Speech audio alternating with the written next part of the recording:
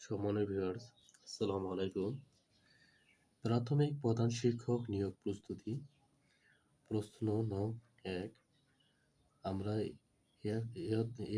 আমরা প্রথম পর্বে আমরা ৬টি অঙ্ক শিখব, অত্যন্ত গুরুত্বপূর্ণ অঙ্ক।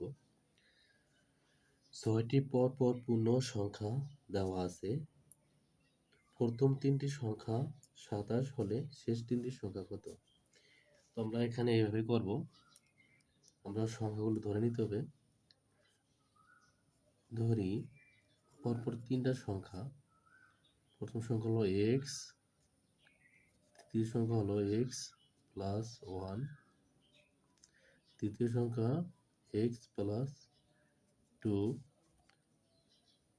চতুর্থ সংখ্যা এক্স প্লাস 3, পঞ্চম সংখ্যা হলো এক্স প্লাস 4, ষষ্ঠ সংখ্যা এক্স প্লাস 5। এখানে বলা আছে প্রথম 3টি সংখ্যার যোগফল 27। তো এখানে প্রথম সংখ্যা আছে x, x plus 1, x plus 2, এই 3টা যোগ করব। তাহলে আমরা লিখব প্রশ্ন মতে এখানে 3টা এক্স মিলে হচ্ছে 3x প্লাস 2 আর 1 3 ইকুয়াল 27। এখন বা 3x ইকুয়াল 27 মাইনাস 3, যেহেতু সমান এই পাশে আসলে প্লাস মাইনাস হয়ে যাবে, মাইনাস তাহলে প্লাস হয়ে যাবে। বা 3x ইকুয়াল 27 থেকে 3 মাইনাস করতে হয় 24, বা x ইকুয়াল 24 ডিভাইডেড 3, 3 আটা 24, সুতরাং x ইকুয়াল 8। এখন আমরা প্রথম সংখ্যাটি পেয়েছি 8।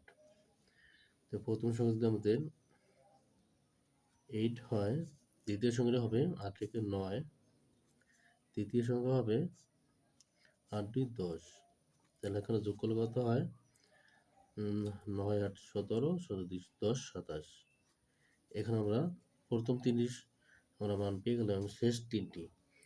এখানে এই যে চতুর্থ যে সংখ্যা, এখানে আছে কত? আমরা 8 এর মান, এক্স এর মান 8, 8 প্লাস 3 সমান 11, 8 প্লাস 4 ইকুয়াল 12, 8 প্লাস 5 ইকুয়াল 13। দুপুর কত হয়? 5, 3 দিয়ে 5, 1 6, 1 2 3, এখানে 36। আমরা শেষ 3টি সংখ্যা যোগ পেয়েছি 36। আমাদের এখানে অপশন ক নম্বর সঠিক, 36 নাম্বার। কোশ্চেন নাম্বার 2, যদি X power x equal B, B power y equal to C, and C power z equal to A হয়, তবে এক্স ওয়াই এর মান কত? আমরা লিখতে পারি দেওয়া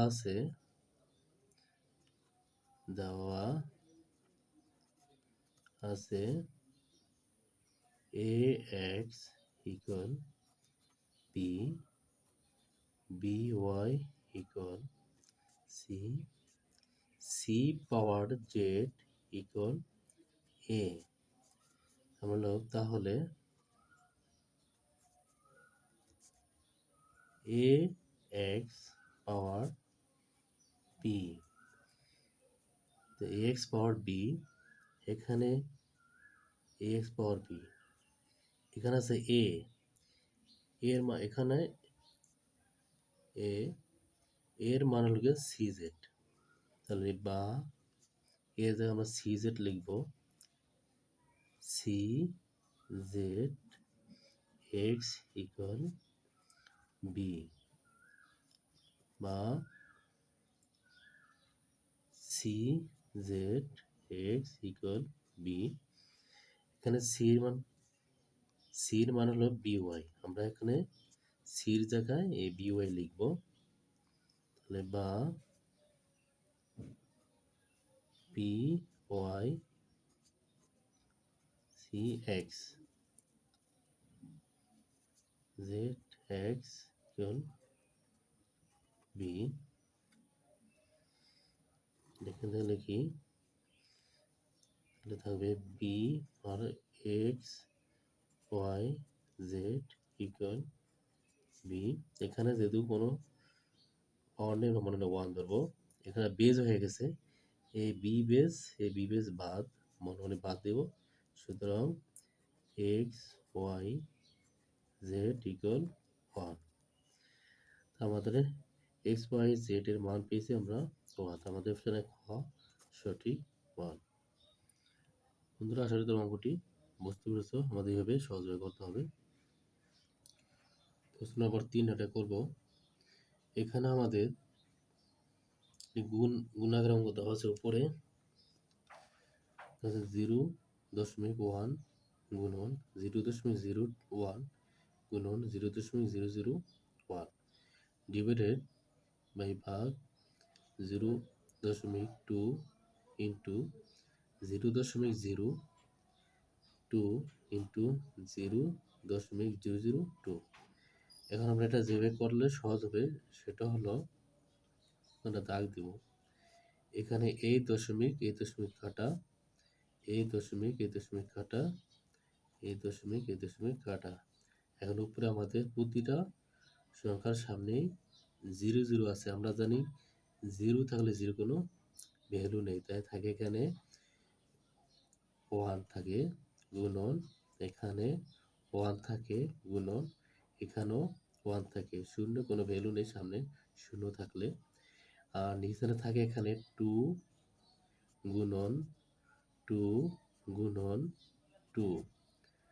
এখানে যাবে করব 1 একে 1, 1 একে 1, 2 দুনি 4, 4 দুনি 8। আমাদের সঠিক হবে 1/8। তোমরা এখানে গ নম্বর অপশনটি সঠিক 1/8। বন্ধুরা, আশা করি তোমরা অঙ্কটি বুঝতে পারছো। প্রশ্ন নম্বর 4, a plus b equal √7, a minus b equal √5 হলে 8ab square plus b square মান কত?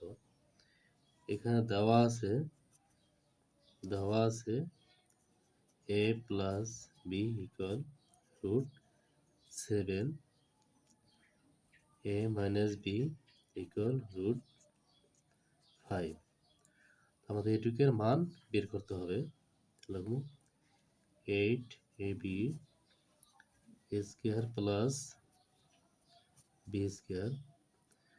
আমাদের ভাঙি, তাহলে কি হবে 4ab into 2 square plus b square. সূত্র আছে 4ab, যদি আমরা ভেঙে দিই 4 দুগুণে 8, এখানে 4ab রেখে এখানে 2 নিয়ে আসছি। 4b সূত্র হলো a plus B whole square minus a minus B whole square. আবারটা সেকেন্ড ব্র্যাকেট দেবো, যেহেতু দুইটা সূত্র পাশাপাশি এজন্য আমাদের সেকেন্ড ব্র্যাকেট দিতে হবে। 2 ইন্টু a স্কয়ার বলে বি স্কয়ার সূত্র হলো a plus B whole square plus a minus B whole square. এখন আমাদের মানটা বসাতে হবে, যেহেতু এখানে সেকেন্ড ব্র্যাকেট দিতে হবে। মানটা বসাতে হলে এখানে a প্লাস বি মান আছে √7 square minus √5, a minus b মান √5 whole square, √7 square plus √5 whole square. Square রুটে কাটা, স্কয়ার রুটে কাটা, স্কয়ার রুটে কাটা, স্কয়ার রুটে কাটা। তো এখানে থাকে 7 মাইনাস 5, এখানে থাকে 7 প্লাস 5, এখানে 7 থেকে 5 মাইনাস করলে থাকে 2 ইন্টু 7 5 যোগ করলে 12।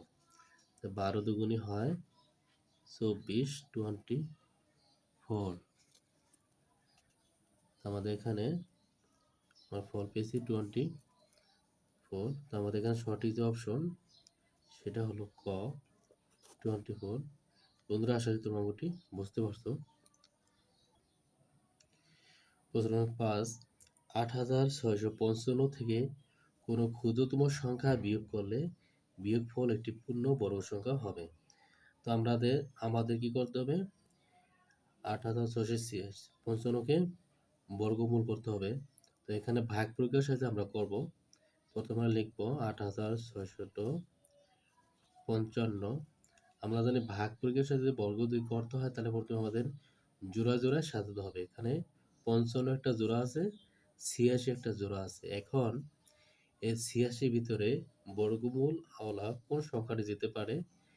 আমরা যদি 8 আর ধরি, 8 আর 64 কম হয়ে যায়, 9 9 81। আর 9 এর বেশি 10, 10 থেকে 100 বেশি হয়ে যায়। তো আমাদের 9 ভাবে নেওয়া যায়।